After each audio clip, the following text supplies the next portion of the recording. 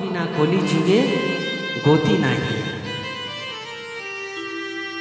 বর্তমান এই বৈবস্বত কলি যুগে হরি নাম ছাড়া অন্য কোনো গতি নাই, অন্য কোনো গতি নাই। ধার্মিকদের ওপর চলছে বিধর্মীদের অত্যাচার, ধার্মিকদের ওপর চলছে বিধর্মীদের অত্যাচার। সত্যজাত ঘটনা, দিল্লির লালকেল্লা, সত্যজাত ঘটনা। কে ধার্মিক আর কে অধার্মিক বিচার করার দায়িত্ব আপনাদের। বড় লোকেরা গরিবদের ওপর চালাচ্ছে শোষণের রথ। একটু খেয়াল করলেই বুঝতে পারবেন কিভাবে শোষণের রথ চালাচ্ছে। প্রত্যেকটা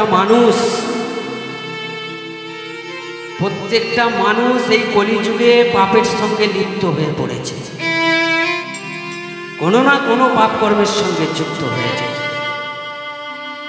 এই পাপ থেকে মুক্তি পেতে গেলে একমাত্র সাধন হলো এই হরিনাম। তাই তো শাস্ত্রকার বলছেন, হরের নাম হরের নাম হরের নাম ওই বকে বলম কলৌ নাস্তেব্য নাস্তেব্য নাস্তেব্য গতিরন্নাথা। শাস্ত্রকার কলম দিলেন মা, শ্লোকে বলছে কি নাস্তেব্য নাস্তেব্য নাস্তেব্য, কথাটি 3 বার বলছে। 4 বারও তো বলতে পারতেন, কি 3 বারও বলতে পারতেন। 3 বার কেন বললেন? আগে জানতে হবে আমাদের যুগ কটা মা। ও মা, আমার সঙ্গে কথা বলতে হবে কিন্তু। 3 ঘন্টা 3.5 ঘন্টা। আমাদের যুগ কটা? 5টা 4টে। কি কি? সত্য, তেতা, দাপর, কলি। শাস্ত্রে আমাদের আলাদা আলাদা যুগে আলাদা আলাদা ধর্ম পালন করতে বলা হয়েছে। কি কি ধর্ম মা জানেন? এখানে বলছে কৃতে যদ্ধায়তে বিষ্ণু তেতায়ং যজতি মুখৈ দাপরে পরিচর্যায়ং কলৌ তত্ত্বরি কীর্তন। অর্থাৎ কি বলছে? বিষ্ণুর উদ্দেশ্যে তপস্যা কিসে? তেতা যুগে, সত্য যুগে। সত্য যুগে তপস্যা, তেতা যুগে যাগযজ্ঞ, তারপরে পূজা অর্চনা, আর এই কলিতে কলৌ তত্ত্বরি কীর্তন। সংকীর্তন করা। তাহলে মা এই মহামূল্য হরিনাম কোথায় ছিল? কে নিয়ে এলেন আমাদের জগৎ মাঝে? এনেছেন মা, কে জানে? শান্তিপুর, শান্তিপুর পুরো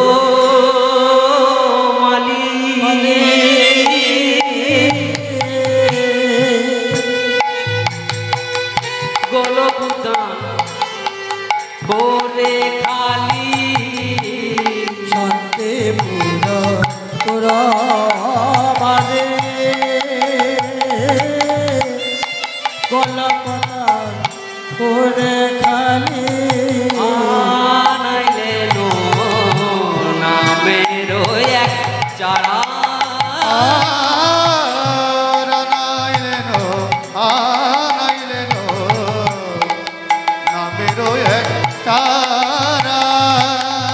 আমার অদ্বৈত এনেছে, অদ্বৈত এনেছে, অদ্বৈত এনেছে। গঙ্গা জল তুলসী দিয়া অদ্বৈত এনেছে, গঙ্গা জল তুলসী দিয়া অদ্বৈত এনেছে। এমন হরি বলা হরিকে অদ্বৈত এনেছে, হরি বলা হরিকে অদ্বৈত এনেছে। এমন হরি বলা হরিকে অদ্বৈত এনেছে। হরি বলা হরিকে অদ্বৈত এনেছে। ওই না জগতে উদ্ধার হবে বলে অদ্বৈত এনেছে। জগৎ উদ্ধার হবে বলে অদ্বৈত এনেছে। জগৎ উদ্ধার হবে বলে অদ্বৈত এনেছে। জগৎ উদ্ধার হবে বলে অদ্বৈত এনেছে। জগৎ উদ্ধার হবে বলে অদ্বৈত এনেছে। অদ্বৈত এনেছে। তাহলে মা এই মহামূল্য রতন খেয়ে এনেছে অদ্বৈত আচার্য প্রভু। অদ্বৈত আচার্য প্রভু কে মা? কে ছিলেন উনি? স্বয়ং ভোলানাথ, দেবাদিদেব মহাদেব। তিনি কেন এসেছিলেন এই জগৎ মাঝে? শত সহস্র গোপীদের সঙ্গে লয়ে বৃন্দাবনে শ্রীকৃষ্ণ যখন রাসলীলায় মগ্ন, তখন শিবের মনে আশা জাগলো আমি রাস দর্শন করব। তাই তিনি ভালো করে জানতেন যে রাস দর্শনে কোনো পুরুষের প্রবেশ নিষেধ ছিল। তাই শিব ঠাকুর কী করলেন, বাবা মহাদেব কী করলেন, একটা শ্বেত গোপীর রূপ ধারণ করেছে। রূপ ধারণ করে সেই গেলেন রাস দর্শন করতে। এবার সেখানে রাস দর্শন করতে গেছে, সেই রাস দর্শনের দাড়ি রূপে দাঁড়িয়েছিলেন যোগমায়া। ওমা যোগমায়াকে প্রত্যেক পুজোয় কিন্তু যোগমায়াকে আবির্ভাব করতে হয়। এই যে এখানে পুজো করেছেন, এখানেও যোগমায়াকে, এই যে ঘরটা যোগমায়ার আবির্ভাব করতে হবে। যে কোনো পুজো যোগমায়াকে আবির্ভাব করতে। যোগমায়াকে স্বয়ং পার্বতী, দুর্গার আর এক রূপ হলো যোগমায়া। সেই যোগমায়া যুগে যুগে শ্রীকৃষ্ণর সঙ্গে জন্মগ্রহণ করেছিলেন শুধু এই লীলার সহায়কারিণী হিসেবে। তাই তিনি দাড়ি রূপে দাঁড়িয়ে আছেন। তিনি তো শিবকে দেখে চিনতে পারলেন। যেই যখন শিব ঠাকুর এসেছেন তিনি দেখে চিনতে পেরেছেন, হে ভোলানাথ, হে শঙ্কর, তুমি সং সেজে এসেছো কেন? বলছে, হে শঙ্করী, আমি কেন এসেছি তুমি জানো না? আমি যে রাস দর্শন করব, আমি যে রাস দর্শন করব তাই তো এসেছি। স্বামী, রাস দর্শনের অধিকারী তো তুমি নও। এখানে যে পুরুষের প্রবেশ নিষেধ, তাই আমি তো তোমাকে অনুমতি দিতে পারবো না ভেতরের জন্য। তাহলে কি শঙ্করী আমার এই রাস আস্বাদন হবে না? এই প্রেম রস আমার কি আস্বাদন হবে না? কে বলেছে হবে না? কিন্তু এ জন্মে নয়, পর জন্মে। এখানে পুরুষের প্রবেশ নিষেধ, তাই আমি তোমাকে অনুমতি দিতে পারবো না। তুমি আমাকে চাই বলো। তাহলে শোনো শঙ্করী, যে প্রেম রস তুমি আমাকে আস্বাদন করতে দিলে না, সেই প্রেম রস একদিন আমি জীবের দ্বারে দ্বারে পৌঁছে দেব। কবে জানো? আগত কলিযুগে আমি মানব রূপে জন্মগ্রহণ করবো এই ধরা মাঝে। তাই তোমার সাধের কৈলাস ত্যাগ করে তিনি এলেন এই শান্তিপুরে অদ্বৈত আচার্য রূপে। কেন এসেছে বোঝা গেছে? এসে কি দেখলেন? পৃথিবীতে যখন এলেন শান্তিপুরে অদ্বৈত আচার্য প্রভু, এসে কি দেখলেন? কেউ কৃষ্ণ নাম বলে না, কৃষ্ণ নামে বলে না, কেউ কৃষ্ণ নাম শোনে না। কেবল এই কলির মানুষ বিষয় আশয় সুখে বেঁধে রয়েছে। কেউ কৃষ্ণ নাম একবারের জন্য বলে না। কেউ সংসার নিয়ে মেতে রয়েছে, কেউ শ্বশুর শাশুড়িকে নিয়ে মেতে রয়েছে, তবু একবার কেউ কৃষ্ণ নাম বলে না। অদ্বৈত আচার্য প্রভু চিন্তায় পড়ে গেলেন, দেখি এই যে কলির জীবকে উদ্ধার করতে হবে, কলির জীবকে উদ্ধার করতে হবে। কে উদ্ধার করবে? আছে একজন আছে, মোর প্রভুই আসে যদি করে অবতার, তর্বে হয় এ সকল জীবের ওই উদ্ধার। অদ্বৈত আচার্য প্রভু কি করলেন জানেন? নিত্য নিত্য তুলসী গঙ্গা জল শ্রীকৃষ্ণ চরণে দেন, আর কেঁদে কেঁদে বলে, হে প্রভু এসো, প্রভু এসো, এসো প্রভু, এই কলির জীবকে তুমি উদ্ধার করো। এই কলির জীব যে কেউ কৃষ্ণ নাম বলে না, কেউ কৃষ্ণ নাম শোনে না, কেবল বিষয় আশয় সুখে মেতে রয়েছে। কেউ একটি বারের জন্য কৃষ্ণ নাম বলে না। তোমার কাছে প্রতিশ্রুতি করে এসো, এরা ভুলে গেছে। কোন প্রতিশ্রুতির কথা বলছে গো মা অদ্বৈত আচার্য প্রভু? আমরা যখন এই মাতৃগর্ভে ছিলাম, এই মাতৃগর্ভের গর্ভকারারে যন্ত্রণা সহ্য করতে না পেরে আমরা ভগবানকে ডেকেছিলাম, হে প্রভু এসো প্রভু এসো, এই গর্ভকাল জ্বালা যন্ত্রণা থেকে আমাকে মুক্তি দাও। ভগবান যখন আমাদের এই মাতৃগর্ভে দর্শন দিয়েছে, আর সেই যখন দর্শন দিয়েছিল তখন আমরা প্রতিশ্রুতি করেছিলাম, হে প্রভু এই গর্ভকালের জ্বালা আমি তো আর সইতে পারছি না, তুমি আমাকে মুক্তি দাও, ওই ভবে গিয়ে তোমার নাম বলবো এবং সকলকে বলাইবো।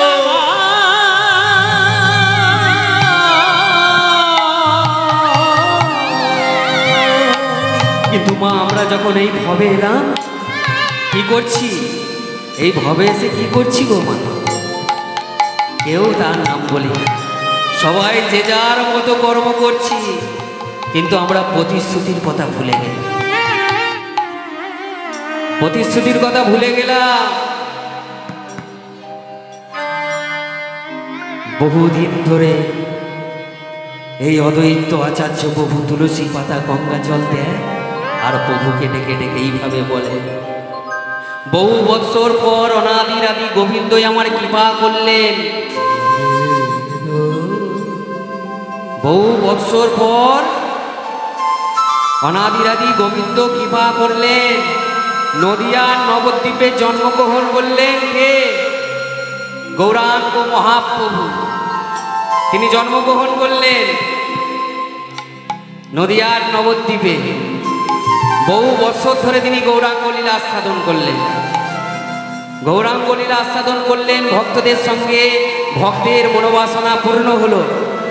তাহলে মা অদ্বৈত আচার্য প্রভুর ডাকে তিনি এলেন, তাই তো কীর্তন মা মন দিয়ে শুনতে হবে, মন দিয়ে না শুনলে কিচ্ছু বুঝতে পারবেন না। বলে ভাই এলো কি একটা বোঝালো আর মাথা দিয়ে চলে গেল, কিছুই বুঝতে পারবেন না। কীর্তন মন দিয়ে শুনতে হবে, না হলে কিচ্ছু বুঝতে পারবেন না। তাহলে বহু বছর ধরে গৌরাঙ্গ লীলা আস্বাদন করেও ভক্তের আশা মিটল না,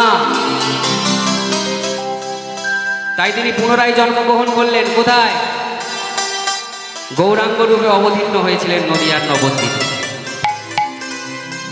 আচ্ছা মা ভক্তের তো মনোবাসনা পূর্ণ হলো, অদ্বৈত আচার্য প্রভু ডাকলো, এখানে শ্রীকৃষ্ণ অর্জুনকে মহাভারতের কি বলে ডাকতো, শ্রীকৃষ্ণ অর্জুনকে কি বলে ডাকতো মা, পার্থ বলে ডাকতো। বলছে হে পার্থ, আমার ভক্ত আমাকে যে যেমন ভাবে ডাকে, যে যেমন ভাবে পেতে চায়, আমি তাদের মনোবাসনা ঠিক তেমন ভাবেই পূর্ণ করে থাকি, যে যেমন ভাবে ডাকবে আমি তার ঠিক মনোবাসনা পূর্ণ করবই আর করে থাকি। তাই তো মা ভগবানের আর এক নাম কি জানেন, ভক্ত বাঞ্ছা কল্পতরু, বাঞ্ছা কল্পতরু বলে না মা ভগবানের নাম। একটা ঘটনা বলবো মা, মন দিয়ে শুনবেন, আমি লাস্টে জিজ্ঞাসা করব। এক পথিক প্রচণ্ড রৌদ্রের তাপে হাঁটতে হাঁটতে ক্লান্ত হয়ে একটি বৃক্ষের নিচে বসেছে। আহ কি শান্তি! ও মা আমরা যখন কোনো হাঁটতে হাঁটতে যাই গরমে, তখন তো ক্লান্ত হয়ে পড়ি, ক্লান্ত হয়ে একটি বৃক্ষের নিচে বসি, সেরকম পথিকও বসেছে, আহ কি শান্তি! এবার পথিক মনে মনে ভাবছে যে এই সময় যদি একটু ঠান্ডা জল হতো কেমন হতো। পথিক কি দেখলো জানো মা, তার সামনে এক গ্লাস ঠান্ডা জল উঠেছে। পথিক জানতো না যে বৃক্ষের নিচে তিনি বসে আছেন সেটি একটি কল্পতরু বৃক্ষ। ভক্ত বাঞ্ছা কল্পতরু, কল্পতরু কথাটা বলছি মা মন দিয়ে শুনবেন, যে বৃক্ষের নিচে বসে আছে সেই বৃক্ষটি হলো কল্পতরু, কিন্তু পথিক জানতো না, সে মনে মনে জল চেয়েছে, জলের আবির্ভাব হয়েছে। পথিক চিন্তিত না হয়ে জলের গ্লাসটা হাতে নিয়ে পান করতে যেই যাবে, পরে আমি এরকম দেখালেন বলে মা ভাবলো সব পান করে দিল না, নিতাই গৌর পান করে নে, ভাবছে তুলেছে খাবো। এবার তখন কি মনে হচ্ছে, শুধু জল, এই সময় যদি একটু মিষ্টি হতো কেমন হতো। ও মা পথিক দেখলো কি জানো, সামনে এক স্বর্ণ থালা মিষ্টি রাখা। পথিক তো মনের আনন্দ, আমি মনে মনে যা ভাবছি তাই এসে যাচ্ছে, কি ব্যাপার। প্রথমে জল চাইলাম, জল এলো, মিষ্টি চাইলাম, মিষ্টি এসে গেল। তা পথিক মিষ্টিটি ভোজন করে জলটি পান করলো, পেটটা ভরে গেল। এবার মা পেট ভরলে কি হয়, পেট ভরলে মানুষের কি হয় গো মা, আমাদের তো বাঙালি দুপুরবেলা খেলে আর রাত্রিরে খেলে কি হয়? শুতে ইচ্ছা করে। একটু শুতে ইচ্ছা করে তো, একটু শুই। পথিকের চিন্তা ভাবনা সেরকম আসছে যে এবার শুই। এবার যদি এই সময় একটি সুন্দর খাটের আবির্ভাব হতো কেমন হতো? পথিক কি দেখলো জানো মা? সুন্দর একটি খাটের আবির্ভাব হয়েছে।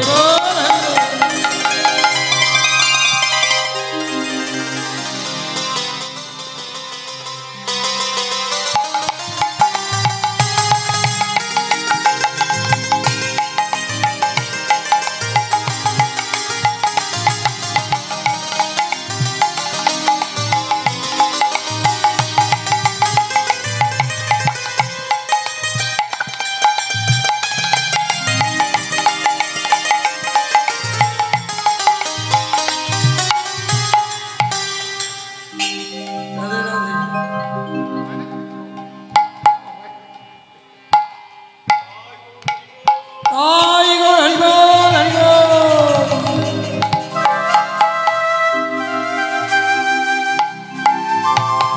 নিতাই গৌর প্রেমানন্দে হরি হরি বল।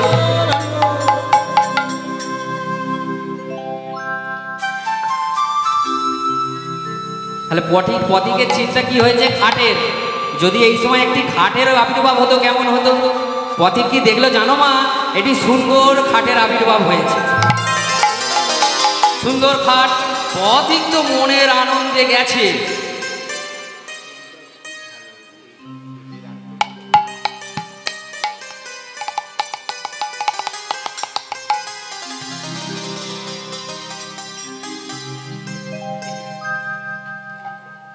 সুন্দর খাটের তো আবির্ভাব হয়েছে। পথিক মনের আনন্দে খাটের ওপরে উঠে বসেছে। এবার বসে মনে মনে ভাবছে, মা গল্পটা মন দিয়ে শুনবেন। এবার মনে মনে ভাবছে কি জানেন? এই সময় যদি একটি সুন্দর রমণী হতো কেমন হতো? নিতাই গৌর হরি বল। পথিকের চিন্তা ভাবনা কোথায় চলে গেছে দেখুন। প্রথমে জল, তারপর মিষ্টি, তারপর খাট, তারপর খাটে উঠে এখন ভাবছে সুন্দর যদি রমণী হতো, তার পদসেবা নিতে নিতে আমার রেস্টটা ভালো হতো। চিন্তা শেষ হলো না মা। দেখলো কি জানো? খাটের ওই পদপ্রান্তে একটি সুন্দর রমণীর আবির্ভাব হয়েছে। এই সুন্দর রমণীর পদসেবা নিতে নিতে পথিক কখন ঘুমিয়ে পড়েছে। নিতাই গৌর হরি বল। ঘুম যখন ভাঙলো, বেলা প্রায় শেষ, সন্ধ্যা হয়ে এসেছে। বেলা প্রায় শেষ, সন্ধ্যা হয়ে এসেছে। পথিক তো চমক করেছে, কি এই যে সন্ধ্যা হয়ে এসেছে, এ ঠিক এইরকম সময় একদম। এ কি যে সন্ধ্যা হয়ে এসেছে, কি হবে? এই সুন্দর খাটটিকে লয়ে, এই সুন্দর রমণীকে লয়ে আমি এখন কোথায় যাব? ওই পাশেই জঙ্গল, এদিকেও জঙ্গল, ওদিকেও জঙ্গল, পেছনেও জঙ্গল। যদি ওই জঙ্গল থেকে জমে দ্রুত প্রায় অতি ভয়ঙ্কর বাঘ, জমে দ্রুত প্রায় ভয়ঙ্কর বাঘ, ভয়ঙ্কর বাঘ, এক লাফে ধরলো এসে পথিকের ঘাট, লাফে ধরলো এসে পথিকের ঘাট, এক লাফে ধরলো এসে পথিকের ঘাট, লাফে ধরলো এসে পথিকের ঘাট। তার সুখ স্বপ্ন ভেঙে গেল, আর সুখ স্বপ্ন ভেঙে গেল, সুখ স্বপ্ন ভেঙে গেল, সুখ স্বপ্ন ভেঙে গেল। যশ ভাবনা তস্য গতি, সুখ স্বপ্ন ভেঙে গেল। তত্ত্ব ভাবনা তত্ত্ব গতি, সুখ স্বপ্ন ভেঙে গেল। এক লাফে ধরলো এসে পথিকের ঘাট, এক লাফে ধরলো এসে।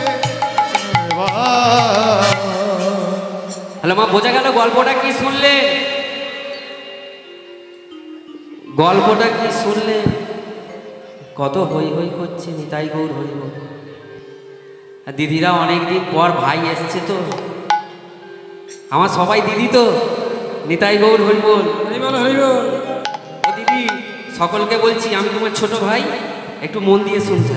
রাধে রাধে। হ্যাঁ, সব হবে আমি জানি, বুঝতে পেরেছি। আমাকে বলেছে একটু নাচাতে হয়, বলছি আমার এটা কীর্তন, কীর্তন সংকীর্তন পরে আসছি, বলবো ওটা। যাই হোক, গল্পটা কি শুনলেন মন দিয়ে আগে বলুন। পথিক প্রথমে জল চেয়েছিল, জল চেয়েও এসেছে। তারপর মিষ্টি মিষ্টি ভোজন করেছে, জল খেয়েছে, তারপর চিন্তা ভাবনা একটু ঘুমোবো। খাট এসে গেছে, খাট এসে এবার রমণীর পদসেবা নিতে নিতে ঘুমিয়ে পড়েছে। তারপর চিন্তা করেছে কি পাশের তো জঙ্গল, ঘুমিয়ে পড়েছিল, পাশে তো জঙ্গল, বাঘ এসে গলাটাকে ধরেছে। হ্যাঁ, কি বুঝলেন গল্পটা শুনে? লোভে পাপ আর পাপে মৃত্যু। এই পথিকের মতো ভগবানের কাছে কি চাইতে হয় আমরা জানি মা। ভগবানের কাছে কি চাইতে হয় আমরা জানি। আমরা তো আমাদের নিজেদের স্বার্থের জন্য চাই। আজ আমার ছেলে পড়াশোনা করেনি, ভগবানের কাছে গিয়ে মাথা ঠুকছি পরীক্ষার সময়, ঠাকুর আমার ছেলেটা পরীক্ষায় পাস করিয়ে দাও ঠাকুর। ছেলে পড়াশোনা করেনি, খালি ফ্রি ফায়ার গেম খেলছে। ফ্রি ফায়ার আর কি একটা নাম আছে, পাবজি গেম খেলে। পরীক্ষার সময় মা গিয়ে ঠাকুরের কাছে মাথা ঠুকছে যে পরীক্ষায় পাস করিয়ে দাও। ঠিক আছে, ঠাকুর শুনলো, মায়ের কথা ঠাকুর শুনলো, পাস তো কোনো রকম হয়ে গেল। ফের ছেলে বড় হচ্ছে, এবার পড়াশোনা করেছে, চাকরি পাওয়ার সময় হচ্ছে। ফের ঠাকুরের কাছে গেছে, ঠাকুর ছেলেকে অনেক দূর পড়াশোনা করে দিয়েছি, একটাও চাকরি পাচ্ছে না, যদি একটা তুমি ব্যবস্থা করে দাও চাকরি, তোমাকে আমি একটা সুন্দর মন্দির করে দেবো থাকার। ঠাকুর সেটাও শুনলো, চাকরিও হলো ছেলে। মন দিয়ে শুনছেন তো মা? ছেলে চাকরিও হলো।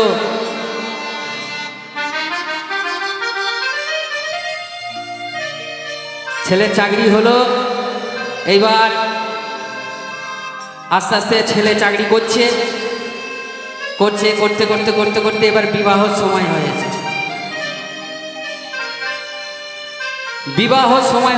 এবার ঠাকুরের কাছে গেছে, গিয়ে বলছে, হে ঠাকুর একটা মেয়ে রেখে দাও, ছেলে তো চাকরি পেয়ে গেছে, একটাও মেয়ে খুঁজে পাচ্ছি না, এখন মেয়ে পাওয়া খুব মুশকিল। ঠাকুরের কাছে মাথা ঘুরে ফেলছে, ঠাকুর একটা মেয়ে তুমি দেখে দাও, তোমার জন্য আমি সোনার নুপুর করে দেবো। যাই হোক, ভগবান মেয়েও দেখে দিল। এবার বিয়ে হবে, বিয়ের সানায় ছেলে বিয়ে করতে গেছে। বর এলো বাড়িতে হলুদ রঙের শাড়িতে,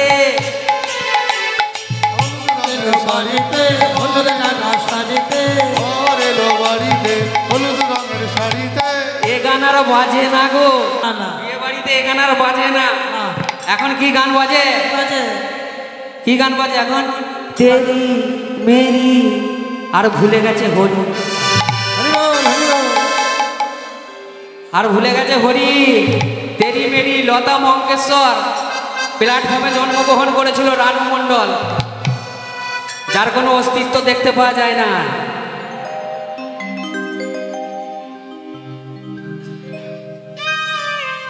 রানু মণ্ডল গোমা, যার কোনো অস্তিত্ব আছে? অস্তিত্ব নেই। তার দেখা দেখি আবার আরেকজন উঠেছিল কদিন আগে, নয়? বাদাম বাদামে দাদা কাঁচা বাদাম, আমার কাছে আছে শুধু পচা বাদাম।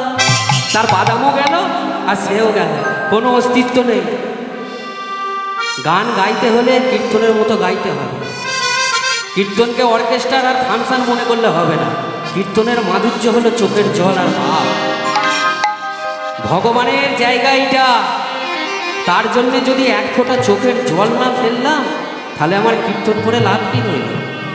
আর আপনাদের কীর্তন শ্রবণ করেই লাভ কি রইল? কীর্তনকে কীর্তনের জায়গায় রাখতে, তাই তো মা? নিতাই গৌর হরি বল। তাহলে লোভে পাপ, পাপে মৃত্যু, এটা কেন বললাম? লোভ আস্তে আস্তে আস্তে আস্তে বেড়ে চলেছে। এই মাই একদিন এই মেয়েকে বিয়ে দেওয়ার জন্য ওই ভগবানের কাছে গিয়ে চেয়েছে। এবার বিবাহ হয়েছে, বিবাহ হয়ে কোথায় আসবে? মেয়েরা শ্বশুর বাড়িতে আসে। এবার শ্বশুর বাড়িতে আসবে, এসেছে মা লক্ষ্মী। এখানে একটা গান আছে, তোমরা গাইবে তো মা আমার সঙ্গে? এসো মা লক্ষ্মী বসো ঘরে, আমারই ঘরে আলো করে দাও। আসলে কেউ গাইনি, আমার সঙ্গে তালে তালে গাইতে হবে, সবাইকে বলতে হবে তো। দিদিরা বলো তো, নিতাই গৌর হরি বল। এসো মা লক্ষ্মী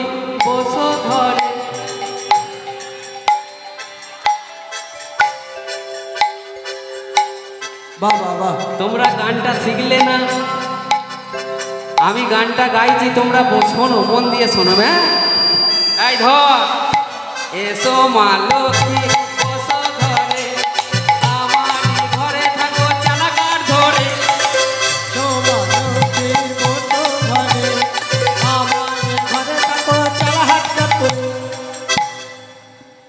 চালাকার ধরে। আচ্ছা, এবার তো লক্ষ্মী এলো, লক্ষ্মী এলো, তাহলে আপনাদের দিকে শাশুড়ি মা বৌমাদের নমস্কার করে? শাশুড়ি মা বৌমাদের নমস্কার করে? আমাদের দিকে করে, আপনাদের দিকে করে না? আপনাদের দিকেও করে, আপনাদের দিকেও করে। কখন করে? যখন আপনি শ্বশুর বাড়ি থেকে, এই বাপের বাড়ি থেকে শ্বশুর বাড়িতে প্রবেশ করছেন, তখন ওই দূরের আলতা দিয়ে যখন আস্তে আস্তে পা দুটো দিয়ে এগিয়ে যাবেন, আর প্রথম বরণ ডালাটা নিয়ে বরণ কে করে? শাশুড়ি বরণ করে, তাই তো? বরণ কাকে করে? বরণ দেবীকে করে, মা লক্ষ্মী, মা সরস্বতী, তাদেরকে করে। আর তোমাকে লক্ষ্মী হিসেবে বরণ করলো, তাহলে তোমার শাশুড়ি নমস্কার করলো, করলো তো?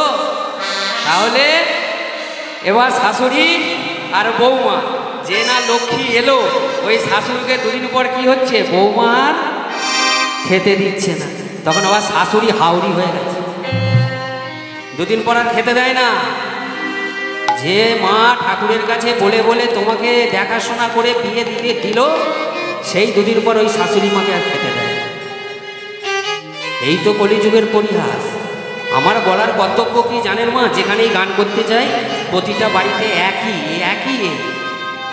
নয়, আমার এই বৌমার এই তাই প্রত্যেকটা আসলে, প্রত্যেকটা বাড়িতে আমার বলার কর্তব্য হলো, বৌমা আর শাশুড়ি মারা যাতে দুজনে সমগতিতে চলে।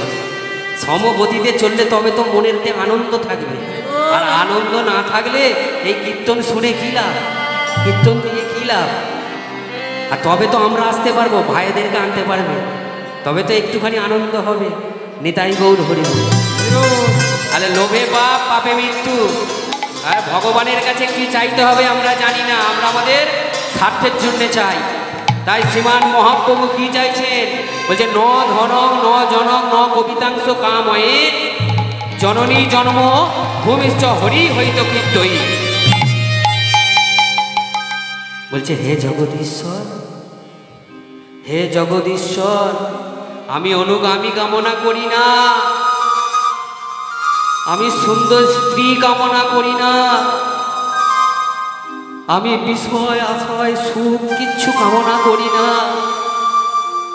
আমি কি চাই জানো?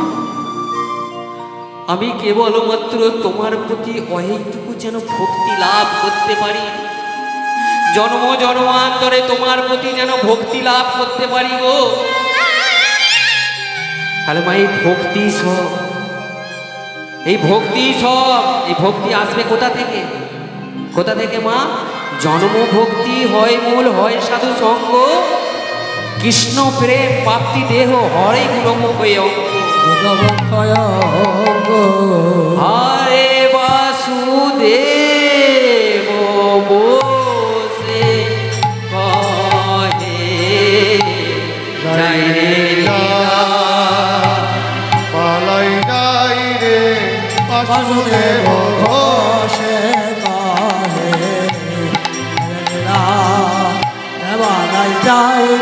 আরে বাসুদেব ঘোষে কহে যাই রে লীলা, পালাই যাই রে বাসুদেব ঘোষে। কেডা দো কেডা দা কিদা কিদে রে কেডা দা কেডা দা কেডা দা কিদা কিদে রে কেডা দো কেডা দো কেডা দা কিদা কিদে রে দা কেডা দা কিদা কিদে রে কেডা কিনি দা কিদে রে কেডা কিনি দা কিদে রে দা তা বাদা কেনা দা তা তা বাদা কেনা দা ঘোষে কহে যাই রে লীলা, পালাই যাই রে বাসুদেব ঘোষে কহে। এই কথা বেনারে কথা তেরে কেড়ে কথা ঘেনা কেদনে না কিনা ধা বিগড়ে দেনে না কিনা ধা বিগড়ে দেনে না কিনা ধা। এই কথা বেনারে কথা তেরে কেড়ে কথা ঘেনা কেদনে না কিনা ধা বিগড়ে দেনে না কিনা ধা। ঘোষে কহে যাই রে লীলা, বালাই যাই রে বাসুদেব ঘোষে কহে যাই রে লীলা বালাই যাই রে এই তাপেন্ডা তাকে তোমা কেদেন চা কেদেন চা তা কেদেন চা তাপেন্ডা তাকে তোমা কেদেন চা কেদেন চা তা কেদেন চা কেদেন নাকি না দা কেদেন নাকি না ঘোষে কহে যাই রে লীলা বালাই যাই রে বাসুদেব ঘোষে কহে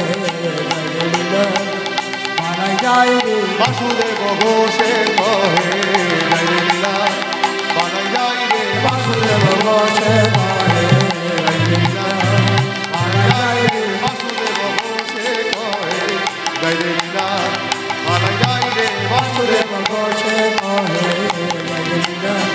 মারাই যাই রে বাসুদেব ঘোষে কহে লীলা বালাই যাই আই রে বাসুদেব বাসুদেব ঘোষে কহে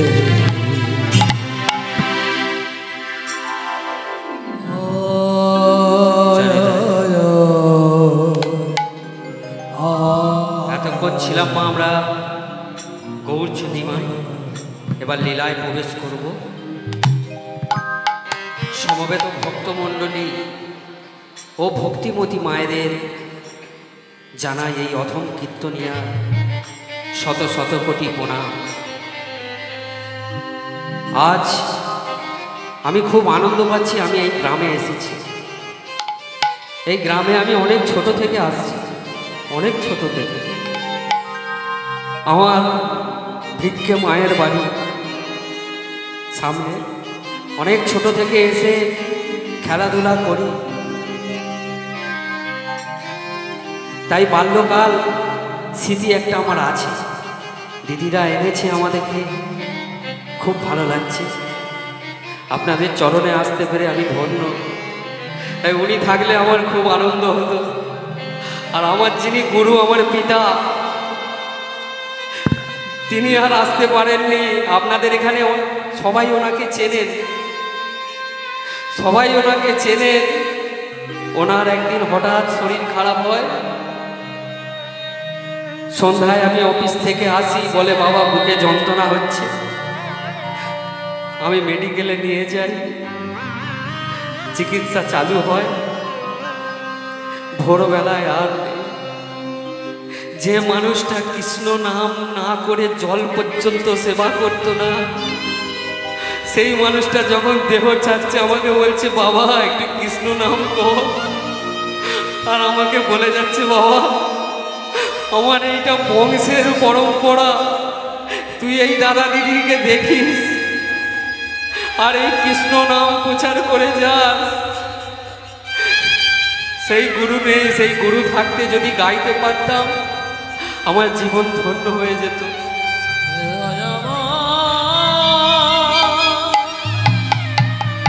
তাই সকলে আশীর্বাদ করুন। ভগবান গুরুদেবের কাছে যতটা শিখতে পেরেছি, গুরুদেবের কাছে যতটা নিতে পেরেছি, আমি যেন কিছু কৃষ্ণ কথা, হরি কথা আপনাদের কাছে শ্রবণ করাতে পারি। হে নিতাই গৌর হরি বল। আমার গৌরদাস, আমার নিতাই দাস, আপনাদের চরণে চরণে রহিল আমার শত কোটি প্রণাম। আপনারা আমায় কৃপা করে আপনাদের পদধূলি আমার মস্তকে যেন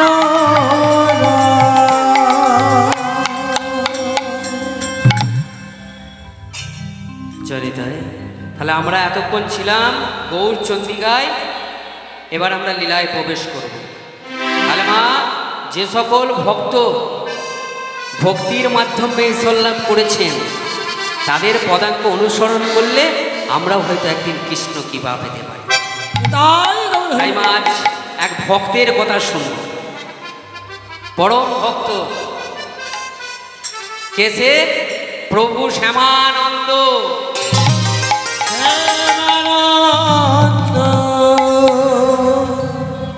বহু বৎসর, এবার গৌরচন্দ্রিকায় ফিরে যাচ্ছি মা, খেয়াল করবেন। বহু বৎসর ধরে গৌরাঙ্গ লীলা আস্বাদন করেও তোর আশা মিটল না, তাই তিনি পুনরায় জন্মগ্রহণ করলেন। কোথায়? ধারেনের দাঁতে, ধারেনের দাঁতে জন্ম নিল দুঃখী মণ্ডল। ধারেনের দাঁতে জন্ম নিল দুঃখী মণ্ডল। আর ধারি দাঁতে জন্ম নিল দুঃখী মণ্ডল। আজ ধারের দাঁতে জন্ম নিল দুঃখী মণ্ডল। যাহারে দুর্গা পিতা কৃষ্ণ মণ্ডল। আর মাতা নাম পিতা কৃষ্ণ মণ্ডল। আর মাতা যাহারে দুর্গা পিতা কৃষ্ণ মণ্ডল। আর মাতার নামে দুর্গা পিতা কৃষ্ণ মণ্ডল। পিতা কৃষ্ণ মণ্ডল। পিতা মাতার আনন্দ না ধরে। আর পুত্র হেরি পিতা মাতা আনন্দ না ধরে। পুত্রহীন পিতা মাতার আনন্দ না ধরে। আর পুত্র হেরি পিতা মাতা আনন্দ না ধরে। পুত্রের পিতা মাতার আনন্দ না ধরে। আর পারাপতি বেশি সবে উলুধ্বনি করে। পার্বতী বিষ্ণু জয়ধ্বনি করে। তাদের আনন্দ আর ধরে না। দয়ার ধরে না। আনন্দ আর ধরে না। আরে ধরে না।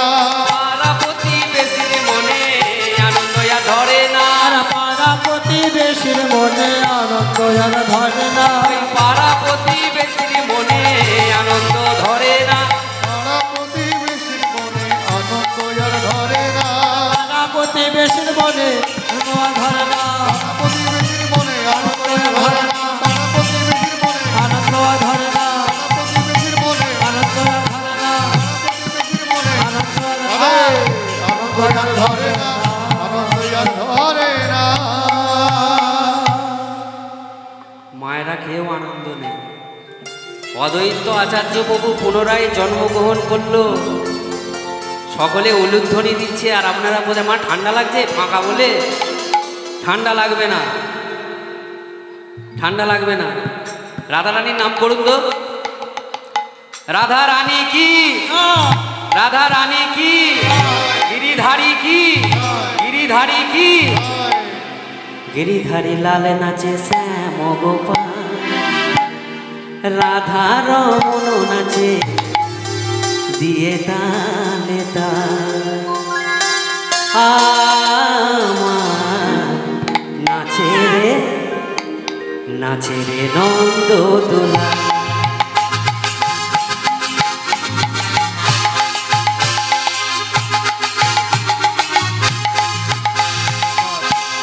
সকলে মিলে শ্যাম গোপাল, হরিহরি লাল নাচে শ্যাম গোপাল। রাধা রমন নাচে দিয়ে তালে তাল।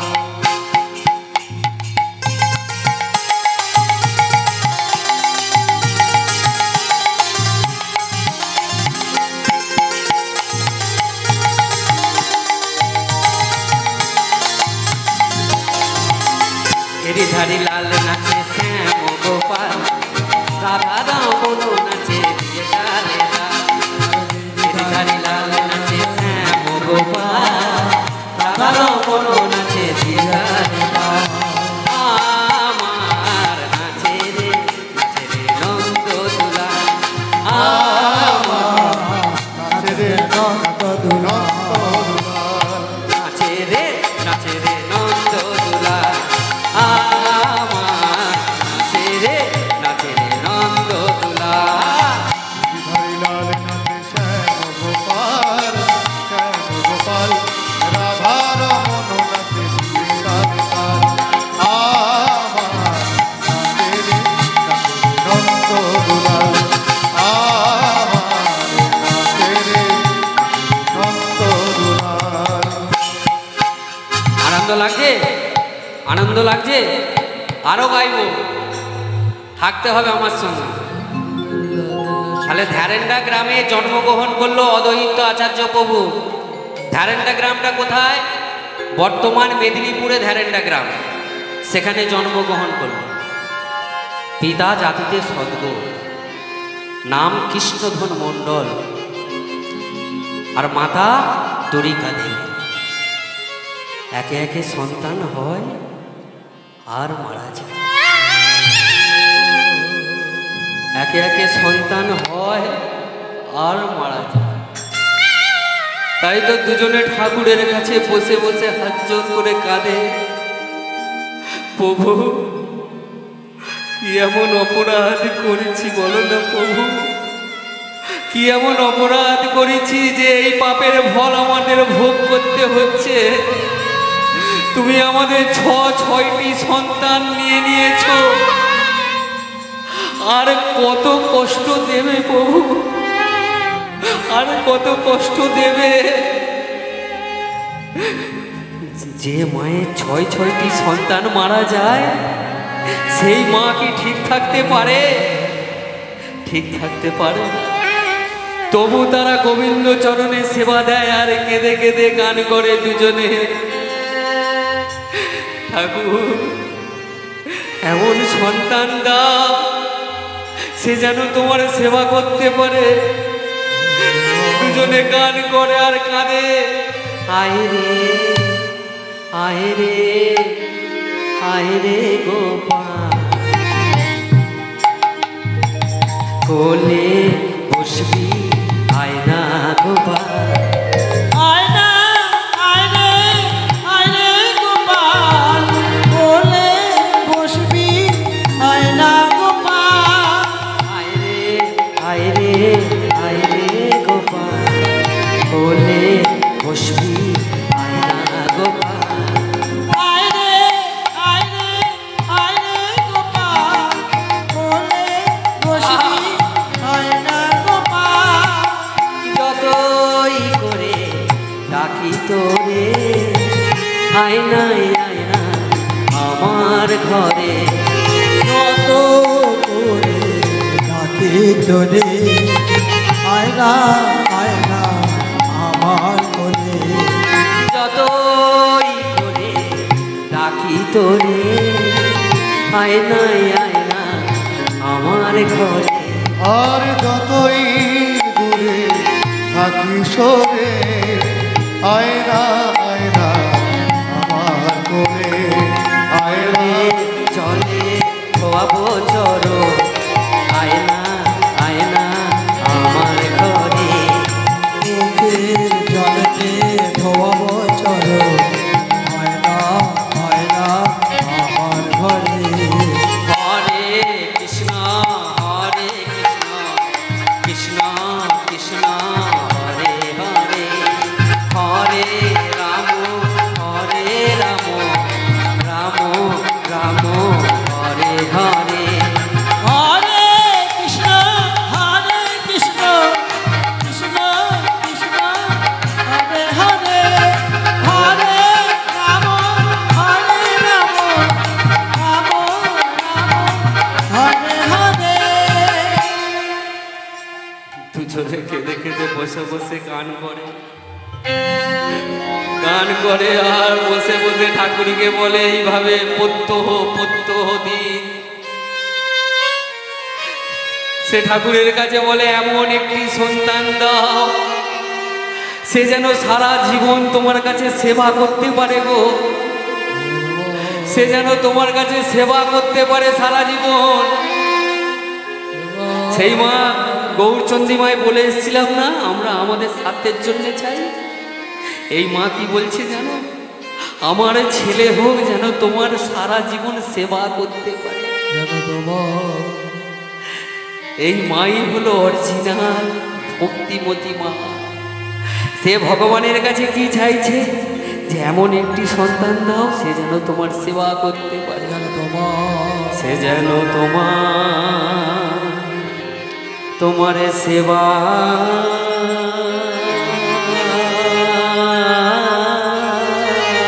তোমার সেবা সেবা করি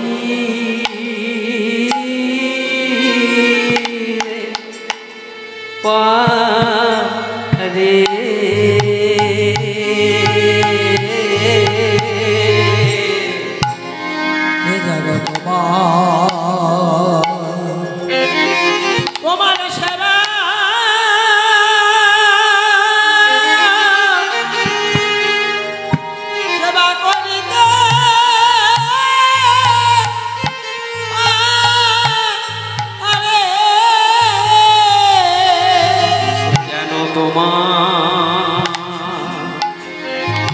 সেবা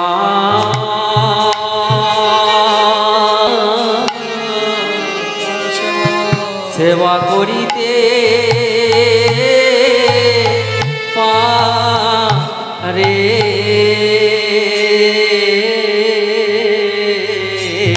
সে যেন তোমার সেবা নিতাই গৌর হরিব তোমার সেবা করতে পারে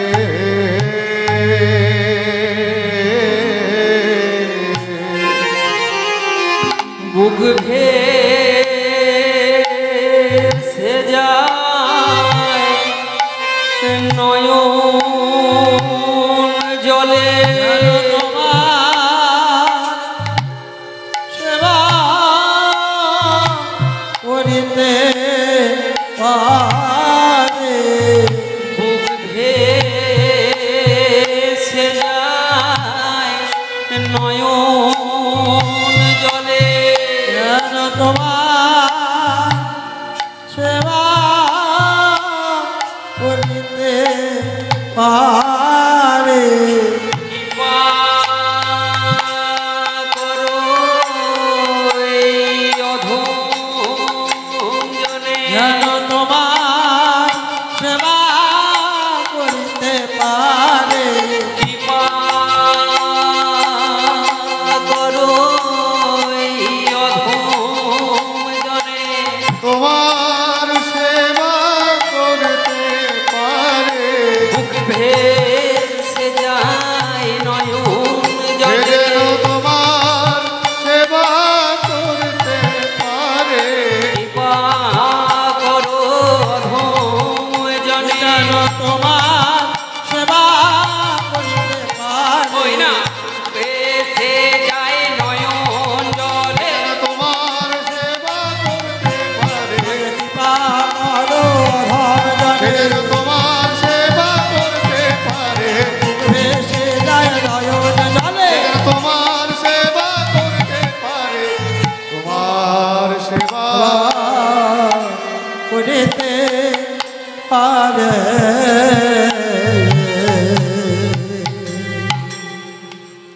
দুজনে ঠাকুরের কাছে এইভাবে কাঁদে বহু বৎসর পর অনাদিরাদি ভক্তের কথা শুনতে পেল বুঝতে পারল কৃপা করলেন অনাদিরাদি গোবিন্দই আমার এক কোল জুড়ে এলো ফুটফুটে সন্তান নবজাত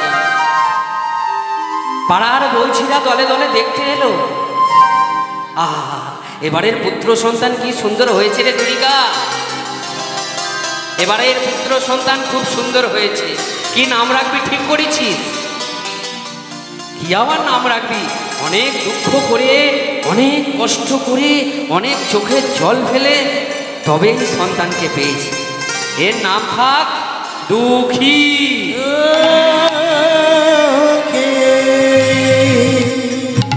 পাড়ার বৌছিরা মিলে মা পিতা সকলে মিলে নাম রাখলো দুঃখী পিতা মাতার স্নেহ ছায়ায় আস্তে আস্তে বড় হতে লাগলো ছোট্ট দুঃখী যখন তার খেলার বয়স হলো সে গ্রাম্য খেলা খেলতো না সে কি করতো জানো মা সে চলে যেত নীলকান্ত গোস্বামীর আখড়ায় বেশ সেখানে গিয়ে হরি কথা শ্রবণ করত হরিবল হরিবল কৃষ্ণ নাম শ্রবণ করত সে গ্রাম্য খেলা খেলতো না আর এখনকার ছেলেরা বাবা সন্ধে হলেই ফ্রি ফায়ার নিয়ে বসে যায় হ্যাঁ আর এই ছোট্ট দুঃখী সে গ্রাম্য খেলা খেলতো না সে কৃষ্ণ কথা শুনবে বলে নীলকান্ত গোস্বামীর আখড়ায় চলে যেত নীলকান্ত গোস্বামী তার এক শিষ্যকে বলছে বাবা মানব জীবনের পরম সার্থকতা হলো কৃষ্ণ ভজন করা কৃষ্ণ সেবা করা না হলে তো এই মানব জীবনের চরম সত্যকথা থেকে মুক্তি পাবে না এই কথাটাই শ্রবণ করলো ছোট্ট দুঃখী। শ্রবণ করে বাড়ি ফিরছে, গিয়ে ফিরছে আর মনে মনে ভাবছে, এই মানব জীবনের চরম সার্থকতা যদি কৃষ্ণ সেবা হয়, তাহলে আমরা কেউ কৃষ্ণ নাম করি না কেন? কেউ কৃষ্ণ নাম বলি না কেন? ও বুঝেছি, এই মায়া পিশাচি, এই মায়া পিশাচি সংসারে যতদিন থাকবে কৃষ্ণ ভজন করতে পারবে না। এই মায়ার বাঁধন আমি একদিন ভেঙে ফেলবো। এই মায়ার বাঁধন ভেঙে আমি একদিন কৃষ্ণ সেবা করবই। এই করে গিয়েতে ফিরলো ছোট্ট দুঃখী। গিয়েতে ফিরে এক কোণে বসে আছে, নয়ন থেকে ঝরে পড়ছে অশ্রু, আর চিন্তা করছে আমি কিভাবে কৃষ্ণ সেবা পাবো। সেটি তার মা দেখতে পেল,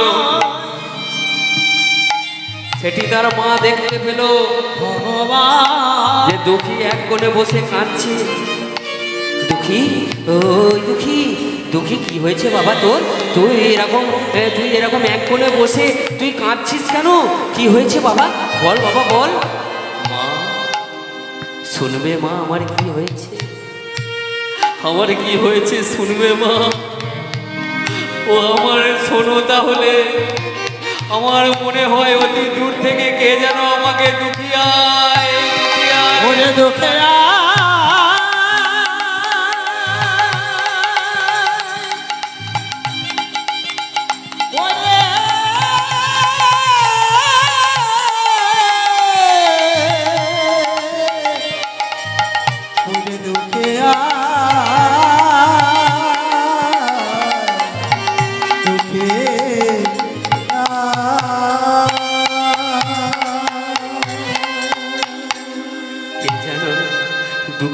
দুঃখী আয় বলে ডাকে গো মা, কিন্তু কে ডাকে আমি বুঝতে পারি না। মায়ের মন তো, মা বলছে বাবা তোর মনে হচ্ছে অপদেবতার দৃষ্টি লেগেছে। ওই নীলকান্ত গোস্বামীর আখড়ায় যাস, হয়তো এতটা পথ হেঁটে যাস, হয়তো তোর অপদেবতার দৃষ্টি লেগেছে। তুই সন্ধ্যায় তুলসী কাননে বসবি, তোর গাটা আমি ছেড়ে দেবো। ওমা এখনো আছে দেখবেন, বাচ্চাদের কিছু হলে মায়েরা কি বলে, সেই সন্ধেবেলা গাছ হারাতে নিয়ে যাব, বলে না? কোনো বাড়িতে যদি কোনো ঠাকুর দেবতা থাকে সেখানে গাছ হারাতে যায় বাচ্চা, সেরকম আগেও ছিল। তাই তার মায়ের মন তো বলছে তোর নিশ্চয়ই অপদেবতার দৃষ্টি লেগেছে, তাই তো সন্ধ্যায় তুলসী কাননে বসবি, তোর গাটা আমি ছেড়ে দেবো। আবার দুঃখী বলছে না গো মা না, আরো আমার কি মনে হয় জানো, আরো আমার অনেক কিছু মনে হয়। বল বাবা বল, বল বাবা, আমি তোর মা। কি হয়েছে তোর, সত্যি কথা বল, আর কি হয়েছে আমাকে বল। তাহলে শোনো মা, আমার কি মনে হয় জানো, আমার মনে হয় এই সংসার, এই গ্রাম, এই গ্রাম আমার ভালো লাগে না। এই সংসারে আমি আর থাকবো না গো মা, আমি একদিন সব ছেড়ে চলে যাব। এমনকি জানো, আমি তোমাকে এবং পিতাকে সকলকে ছেড়ে চলে যাব। এ কি, তুই আমাকে ছেড়ে চলে যাবি? তোর পিতাকে ছেড়েও চলে যাবি? তোর নিঘাত অপদেবতার দৃষ্টি লেগেছে। তুই শিগগিরই চ তুলসী কাননে, তোর গাটা আমি ছেড়ে দিই। কি গো শুনছ, তোমার ছেলে কি বলছে দেখো। বলছে ও নাকি আমাদের ছেড়ে চলে যাবে। সত্যি ও আমাদেরকে ছেড়ে চলে যাবে, এমনকি এই গ্রাম ছেড়ে, বন্ধু বান্ধব ছেড়ে, সবাইকে ছেড়ে চলে যাবে। মায়ের মন, ঠিক আছে তুই তুলসী কাননে বসবি, তোর গা ছেড়ে দেবো। এই বলে মা চলে গেল। ছোট দুঃখী কাঁদছে আর ভাবছে কি করে আমি কৃষ্ণ সেবা পাবো, কি করে আমি কৃষ্ণ সেবা পাবো। এইভাবে দিন যায় রাত যায়, দিন যায় রাত যায়। বিধাতার লিখন কেউ খণ্ডাতে পারে? সে তো কৃষ্ণ সেবা করবে বলেই জন্মগ্রহণ করেছে। তাই সত্য সত্য এক গভীর রাত্রিরে বিছনা ছেড়ে উঠে বসলো ছোট্ট দুঃখী। বিছনা ছেড়ে উঠে বসলো ছোট্ট দুঃখী। গুটি গুটি পায়ে গেল সেই ঘুমন্ত পিতামাতার কাছে। পিতামাতাকে দূর থেকে প্রণাম জানালো, প্রণাম জানালো আর মনে মনে বলছে, মা গো, পিতা গো, আমাকে ক্ষমা করো। তোমাদের পুত্র হয়ে জন্মেছি ঠিকই, কিন্তু এই সংসার যে আমার জন্যে নয়, এই সংসার যে আমার জন্যে নয়। আমি যে কৃষ্ণ সেবা করব, কৃষ্ণ সেবা করার জন্যই তো আমি জন্মগ্রহণ করেছি মা। ঘুমন্ত পিতামাতাকে প্রণাম জানালো, জন্মের মতো গৃহ ত্যাগ করে ছোট্ট দুঃখী সেই গ্রামের সরু মেঠো পথ দিয়ে চলেছে। একদম গ্রামের শেষ প্রান্তে এসে দাঁড়ালো দুঃখী। শেষ প্রান্তে এসে পেছন ফিরে দাঁড়ালো তার প্রিয় গ্রামটিকে। গ্রামটিকে তাকালো, তাকিয়ে বলছে, আমি চলে যাই, আমি চলে যাই, আমি চলে যাই, আমি চলে যাই,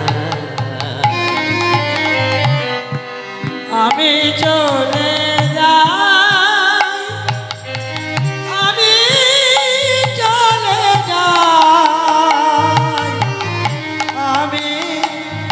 যাই,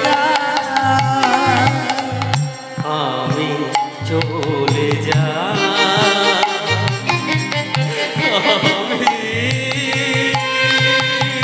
চলে যাই, আমি চলে যাই। চলে যাই জনমের মতো গৃহ ত্যাগ করে চলে যাচ্ছে ছোট্ট দুঃখী। আমি আর ওই মেঠো পথে বসে বসে কাঁদছে। চলে যাই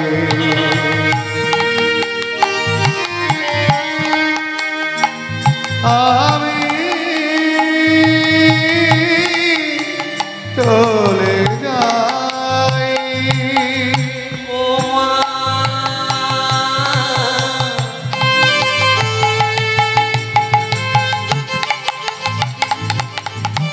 জননী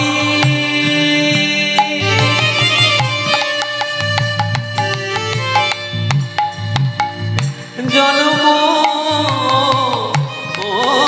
ভূমি দাও গো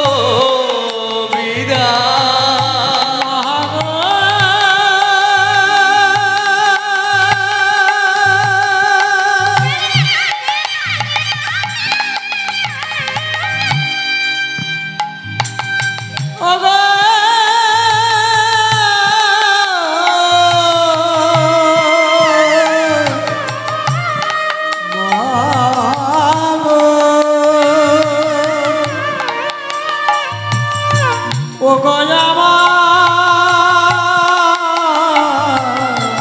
দুঃখিনে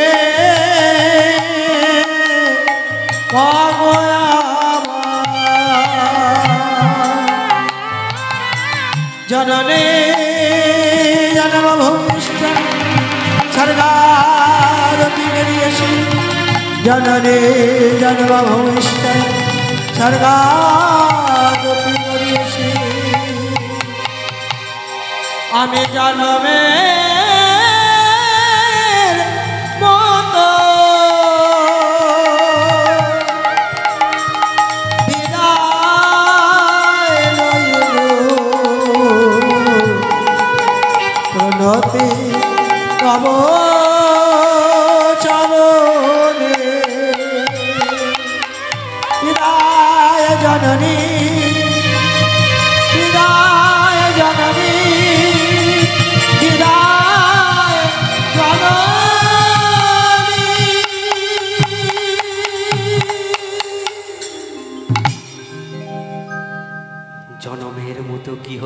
করে সে চলে যাচ্ছে, তাই পিতামাতাকে তো ছেড়ে চলে যেতে পারছে না, মনটাও তো চাইছে না। কোনো পুত্র কি চায় তার প্রিয় পিতামাতাকে ছেড়ে চলে যেতে? কিন্তু যেতে তাকে তো হবে, সে তো জন্মগ্রহণ করেছে কৃষ্ণ সেবা করব, তাই তো সে করলো কি, সে শুনেছে পিতামাতার কাছে যে যুগ অবতার শ্রীমান গৌর হরি নদিয়ার নবদ্বীপে জন্মগ্রহণ করেছে। তাই তিনি কি করলেন, নদিয়ার নবদ্বীপের উদ্দেশ্যে গমন করলেন। পথে যাকেই দেখতে পায় তাকেই ডেকে ডেকে জিজ্ঞাসা করে, ও কাকু কাকু, ও কাকু কাকু, নবদ্বীপ কোন দিকে একটু বলতে পারো? একটু নবদ্বীপ কোন দিকে বলো না গো। ও দাদু, হ্যাঁ দাদু, একটু নবদ্বীপ কোন দিকে বলো না। আমি যে এই পথ জানি না, আমি পিতামাতার কাছে শুনেছি যে যুগ অবতার শ্রীমান গৌর হরি নদিয়ার নবদ্বীপে জন্মগ্রহণ করেছে, তাই এই পথটা আমাকে বলে দিন। এই শোন, এখানে শোন, এখানে শোন, ভিখারি ভিক্ষে নিবি নে, ভিখারি ভিক্ষা নিবি নে। অত নবদ্বীপ করছিস কেন? অত নবদ্বীপ করার কি আছে? ও ঠিকই বলেছ কাকু, আমি ভিখারি, ঠিকই বলেছ আমি ভিখারি, তবে এই টাকা পয়সার ভিখারি আমি নই। তুমি যে আমাকে এই টাকা পয়সা দিচ্ছ, এই টাকা পয়সার ভিখারি আমি নই গো। আমি কিসের ভিখারি জানো? কিসের ভিখারি তুমি জানো? আমি প্রেমের ভিখারিনী, প্রেম ভিক্ষা করি যাব গো নদিয়া, যাব গো নদিয়া। আমি প্রেমের ভিখারি, প্রেম ভিক্ষা করে যাব গো নদিয়া,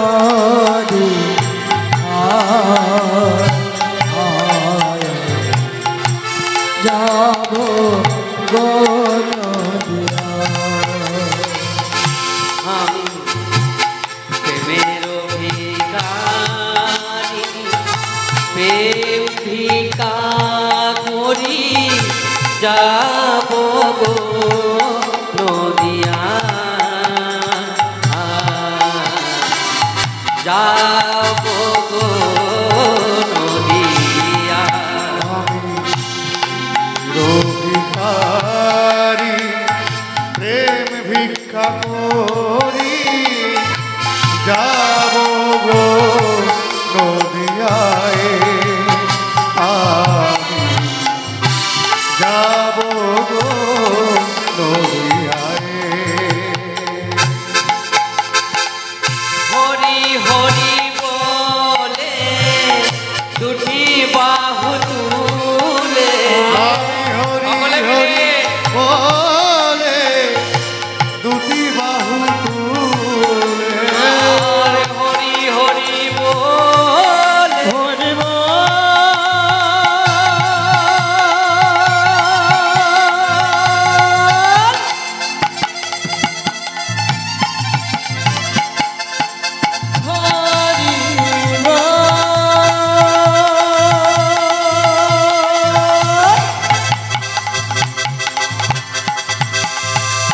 হরি বল।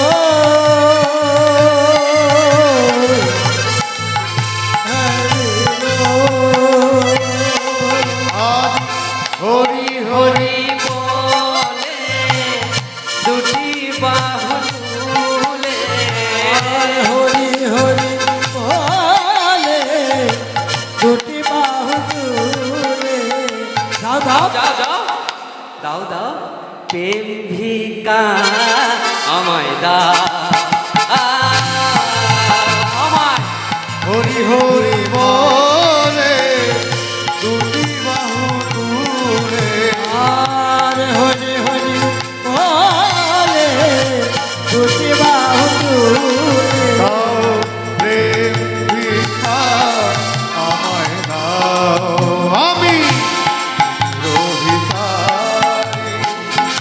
রে